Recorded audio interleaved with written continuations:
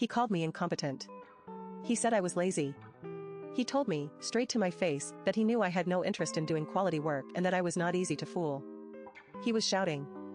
I was standing there with no witnesses, no backup, no one in my corner. And I was supposed to just take it.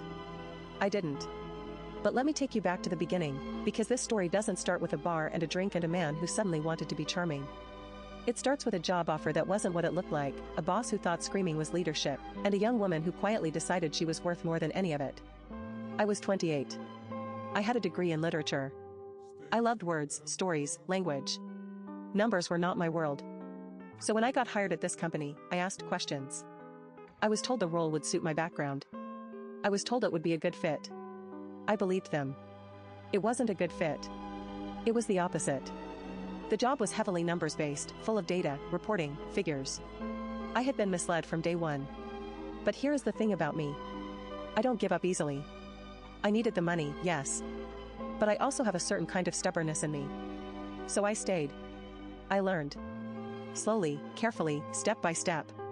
I was not fast. I was not perfect. But I was trying every single day, harder than most people would have in my position. Then he walked through the door. The director.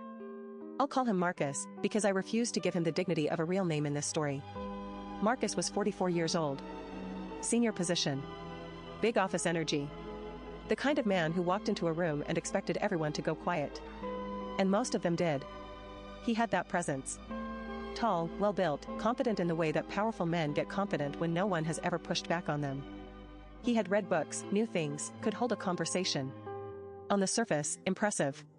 Underneath, something much colder. He visited our location twice in the year I was there. 2 visits. And both times, he left damage behind him. He had a temper that sat just below the surface, always ready. Small things would set him off. A number in the wrong column. A report that wasn't formatted the way he liked. A question he thought was too basic. He had no patience for learning curves. He had no tolerance for people who were still finding their feet.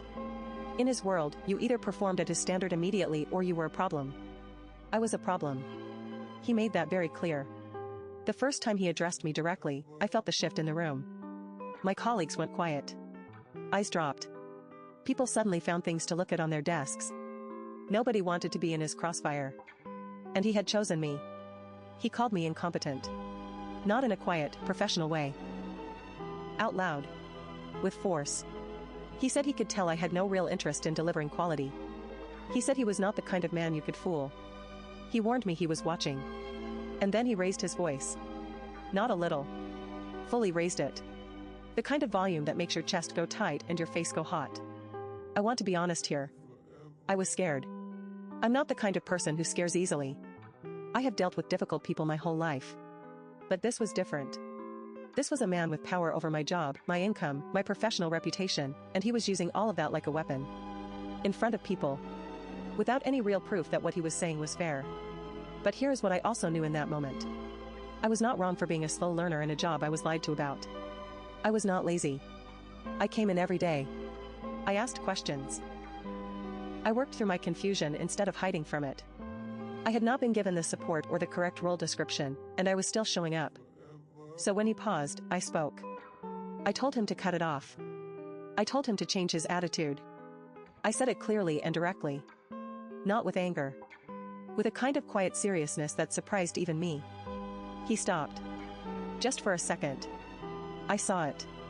A flicker of something, maybe surprise, maybe recalculation. He hadn't expected me to push back. Most people didn't. He recovered quickly and stayed mean. But I had done it. I had spoken. And that moment lived inside me for a long time afterward. After he left that day, I sat with everything I was feeling. The humiliation. The frustration. The anger at being misled about the job in the first place. The awareness that I was struggling in a role I was never properly equipped for. And underneath all of it, a very clear, very steady thought. I am not staying here. I had savings. Not a lot, but enough. Enough to breathe. Enough to make a choice that wasn't based on fear. And I had dignity, which felt like the more important currency in that moment. I resigned. But I didn't just walk out quietly. Before I left, on the very same day I handed in my notice, I filed a formal report against Marcus for his behavior. I documented what he said to me. I described how he said it. I wrote down the tone, the volume, the words, the impact. I submitted it through the proper channels and I did not soften it. Here's what surprised me. He was held accountable. Even though he was the most senior person at that location. Even though there were no witnesses who stepped forward. Something happened. Some consequence was applied. I don't know the full details of what was said in those rooms, but I know the report was not ignored. And I know that matters. I walked out of that building feeling something I hadn't felt in a long time. Not relief exactly. Cleaner than that. Like I had honored myself in a situation designed to make me feel small. Months passed. Good months. I found work that matched who I actually was. I rebuilt the confidence that year had chipped away at. I stopped waking up dreading the day. I started to remember that I was capable, that I was smart in ways that matter, that a numbers-heavy job I was misled into taking said nothing about my actual worth. And then one evening, I was out at a bar. Normal night. A drink with myself, some music, no plans. He walked in. Marcus. In person. Looking exactly as I remembered. Tall, well-dressed, that same confident posture. He was with another manager I recognized from the company. They settled in nearby. I noticed him before he noticed me. Then he looked over. And I watched his face change as he placed me. The other manager left after a short while. And Marcus walked over. He said, "You're the one who reported me." I looked at him and said, "Yes. Because you were rude." He didn't flinch. He nodded slowly. He said he had been rude. He even said I had done the right thing by standing up for myself. He offered to buy me a drink as an apology. I want to be honest. That surprised me. I had expected defensiveness, maybe dismissal. Not this. Not a man who could look someone in the eye and say, "Yes, I was out of line." We talked for about half an hour. And I was watching him the whole time, not with nervousness but with something sharper. Awareness. I was reading the situation as it was actually happening. Because the apology was real, but it wasn't the whole picture. He put his hand on my arm at one point. He asked how life was going. Then he asked if I was still that wild. I didn't answer. He smiled and asked again. "How wild are you, actually?" And there it was. I had felt it building across the whole conversation. The charm that had replaced the cruelty. The warmth that had replaced the coldness. The body language that said something very specific. He wasn't just making peace. He was making a move. I told him I wasn't wild. I told him he had disrespected me. He gave me a long look. Then he said something I have thought about many times since. He said life isn't fair. Life isn't easy. He said he had been yelled at too when he was my age. He said I needed to be tougher. That I shouldn't cry every time a man raises his voice at me. That's just how men are. But then he added, almost as an afterthought, that I wasn't a bootlicker either. And then he asked me how I would describe myself. I sat with that for a moment. He had just apologized to me. And in the same breath, told me I needed to be tougher. He had just said he admired that I stood up to him. And in the same breath, told me I should stop crying when men shout. He called himself rude and then explained why being rude was just reality. He bought me a drink and then put his hand on my arm and asked me how wild I was. This was not a man who had changed. This was a man who had adapted his strategy. In the office, his strategy had been dominance through fear. Break people down. Make them feel small. Keep control through intimidation. It had worked on most people. It hadn't worked on me. I had reported him. I had left on my own terms. I had not been broken. And now, in a bar, months later, he was trying a different version of the same thing. Charm instead of cruelty. Flattery instead of insults. But the goal was identical. Control. Power. Winning. Because some men, when they cannot break you one way, will try another. And some men see a woman they couldn't dominate and decide that the only remaining way to win is to get her into bed. Like that would somehow undo everything. Like that would make the report disappear, the resignation meaningless, the year of struggle something he had ultimately come out on top of.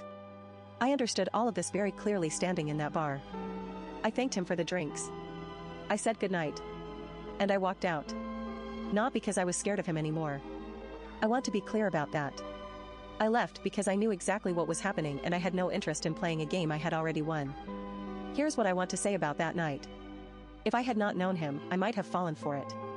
I'll admit that fully. He was handsome. He was well read. He carried himself well. He knew how to hold a conversation and make a woman feel like the most interesting person in the room. If I had met him cold, with no history, I might have stayed for another drink. I might have laughed more. I might have let the hand on my arm mean something. But I did know him. I knew what he looked like when he had power and no one was watching. I knew the words he chose when he thought he could say anything without consequence.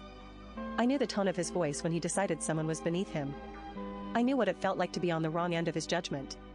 That knowledge was armor. And I wore it out of that bar without a scratch. There is something I keep coming back to when I think about that night. The fact that he admitted he was wrong. The fact that he said I had done the right thing by reporting him. On the surface, that looks like growth. And maybe some small part of it was. Maybe getting reported, maybe facing some kind of consequence for the first time, had made him look at himself for a moment. But growth without real change is just awareness. And awareness without accountability is just words. He was still the man who told me crying when someone shouts at you is weakness. He was still the man who said that's just how men are, as if being cruel has a gender and a right. He was still the man who pivoted from apology to flirtation in the same conversation and thought that was appropriate. The packaging had changed. The product hadn't. Now let me tell you what the Real win looked like. Because it wasn't dramatic. It wasn't loud. It didn't come with a big confrontation or a final speech or a moment where everyone in the room turned to look. The Real win was quiet. It looked like a woman finishing her drink, saying thank you politely, and walking out of a bar on her own terms. It looked like knowing the difference between who someone is and who they're pretending to be. It looked like the months between that job and that bar, the months spent rebuilding something that a difficult year had tried to take. The win was already done before he ever walked over to say hello. Because I had left that job with my dignity. I had reported him when I had every reason to just disappear quietly and never look back. I had chosen discomfort and principle over the easier option of staying silent. And then I had rebuilt. Found work I was suited for. Found my footing again. He was holding a drink and trying to figure out how to get me to stay. I was already gone in every way that mattered. There is one more thing I want to say, and it's for anyone who has ever been in a job where someone in power used that power to make you feel worthless. The thing about being called incompetent by someone like that is that it sticks. It lives in you. Even when you know logically that the person saying it had bad intentions, even when you understand that the environment was unfair and the role was misrepresented, those words find little cracks in your confidence and sit there. I felt them for months. I questioned myself in ways I hadn't before. I replayed his voice saying those things and wondered, even briefly, even against my own better judgment, if he was right. He wasn't. But the damage is real even when the words aren't true. And healing from it takes longer than it should, which is its own kind of injustice. What I know now is this. The fact that I struggled in that role said nothing about my intelligence or my worth. It said something about a company that hired someone for a job they were wrong for and then blamed her for the mismatch. It said something about a director who preferred shouting to support, who saw a person still learning and decided that was a character flaw rather than a normal part of being human. I am proud of myself for pushing back in that room when he was shouting. I am proud of myself for filing that report on my way out. I am proud of myself for having savings that gave me a choice. And I am proud of myself for walking out of that bar the way I did, calmly, clearly, without drama and without regret. Some people come back into your life thinking time has softened you. Thinking that because the situation changed, you changed with it. Thinking that a little charm and a well-timed apology can rewrite what they did. They don't know you as well as they think they do. He had 2 chances with me. The first time, he chose cruelty. The second time, he chose manipulation dressed up as charm. And both times, I made the same decision. I chose myself. That's the whole story. A woman who was lied to about a job, bullied by a man who mistook authority for permission to be cruel, and who left on her own terms with her head up. And then, months later, sat across from that same man in a bar and watched him try to rewrite history with a smile and a drink, and simply said no thank you. No explosion. No revenge speech. No dramatic confrontation. Just a woman who knew exactly what she was worth and acted accordingly. The lesson I learned is simple: protect your boundaries, tell the truth, and let consequences teach what words never could. And here is the question I want to leave you with. Have you ever had someone who treated you terribly come back later acting like nothing happened, or worse, acting like they'd changed? How did you handle it? Drop it in the comments. I want to hear your story.